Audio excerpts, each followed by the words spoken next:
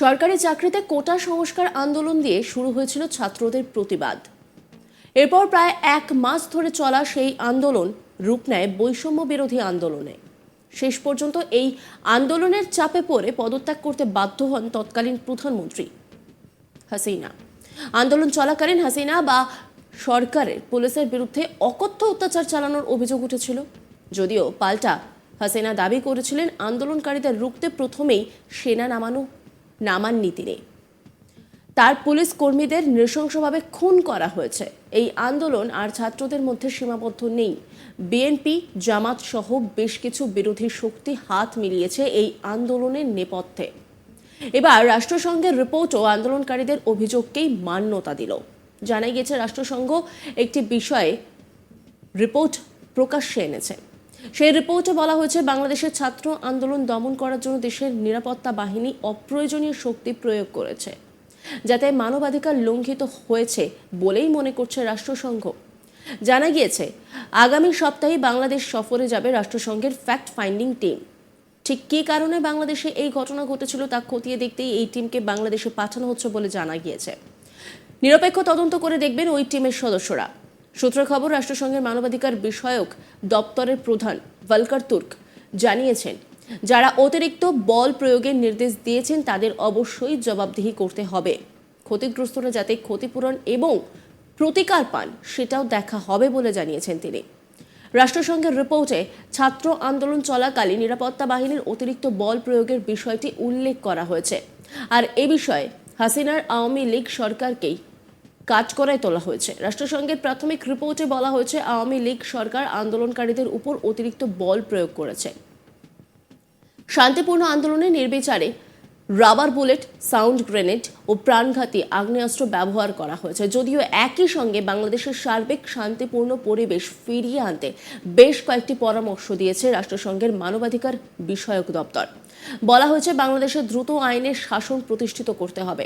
একই সঙ্গে সংখ্যালঘু সম্প্রদায় ও অন্যদের জীবন ও জীবিকা রক্ষার জন্য উপযুক্ত ব্যবস্থা নেওয়ার কথা বলা হয়েছে। নিরাপত্তা বাহিনীর বিরুদ্ধে শাস্তিমূলক ও ফৌজদারি ব্যবস্থা গ্রহণ করা ছাড়াও তাদের উপযুক্ত প্রশিক্ষণ দেওয়ার পরামর্শ দেওয়া হয়েছে। যদিও রাষ্ট্রসংঘের প্রাথমিক রিপোর্টে এটা বলা হয়নি বাংলাদেশের আন্দোলনের জন্য কত জনের প্রাণহানি হয়েছে। তবে সরকারিভাবে কিছু জানানো না হলেও প্রাথমিক রিপোর্টে বলা হয়েছে কোটা সংস্কার আন্দোলনে নিহত হয়েছেন 650 জন। 10 পাতার রিপোর্টে বলা হয়েছে 16 জুলাই থেকে 4 আগস্ট পর্যন্ত মারা গিয়েছেন 400 জন, আর 5 থেকে 6 আগস্ট মারা গিয়েছেন 250 জন। নিহতদের মধ্যে বিক্ষোভকারী, পথচারী, সাংবাদিক এবং নিরাপত্তা বাহিনীর কয়েকজন সদস্যও আছেন। এখন দেখার ফ্যাক্ট ফাইন্ডিং টিম ভিজিট করার পর বাংলাদেশে কি নতুন তথ্য উঠে আসে।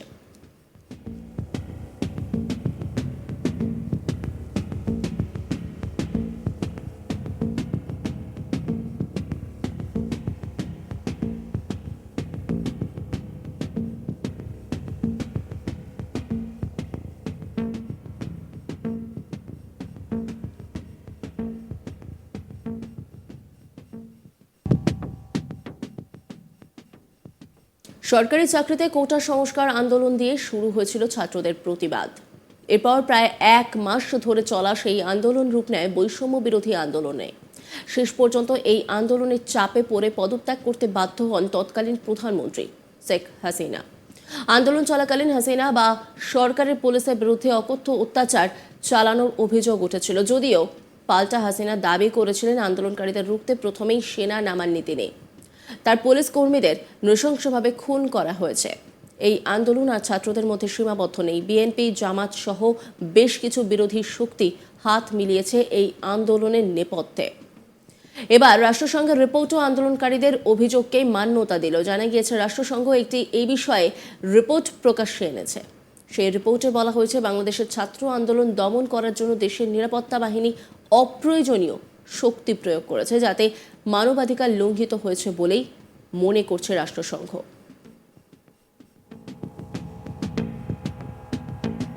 জানা গিয়েছে আগামী সপ্তাহে বাংলাদেশ সফরে যাবে রাষ্ট্রসংঘের ফ্যাক্ট ফাইন্ডিং টিম। ঠিক কী কারণে বাংলাদেশে এই ঘটনা ঘটেছিল তা খতিয়ে দেখতেই এই টিমকে বাংলাদেশে পাঠানো হচ্ছে বলে জানা গিয়েছে।